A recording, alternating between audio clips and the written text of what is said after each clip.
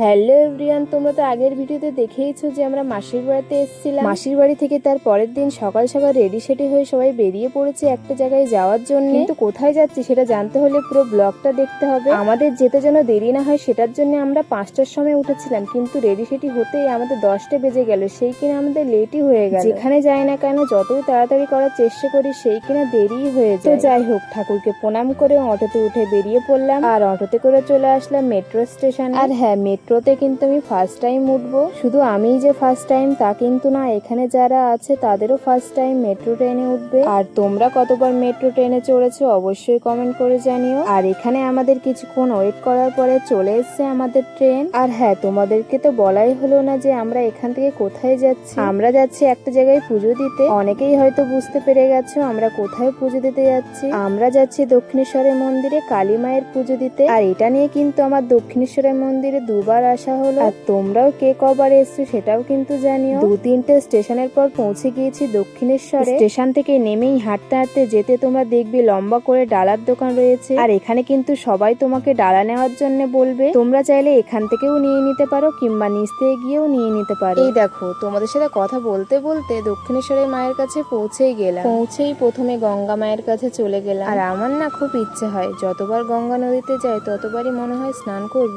কিন্তু সেটা আর হয়ে ওঠে। আগে অবশ্য স্নান করেছি গঙ্গা নদীতে, কিন্তু কেন জানি না ওখানে লোকজনকে দেখে আমারও খুব ইচ্ছা হচ্ছিল স্নান করতে। আর হ্যাঁ, তোমরা যে এই ব্রিজটা দেখতে পাচ্ছ এই ব্রিজটার নাম যদি তোমরা কেউ জেনে থাকো আমাকে অবশ্যই জানিও, কারণ আমার জানা নেই। তোমরা এটা জানো কি জানো না সেটা আমার জানা নেই, কিন্তু এখানে একটা নিয়ম আছে, মন্দিরের ভেতরে ফোন অ্যালাউ নেই। ওটার জন্য আমরা দাদার কাছে সব ফোনগুলো দিয়ে দিলাম, দাদা জমা দিয়ে আসবে বলে। আমরা তো পুজো দিয়ে কিছুক্ষণের মধ্যে বার হয়ে গেছি।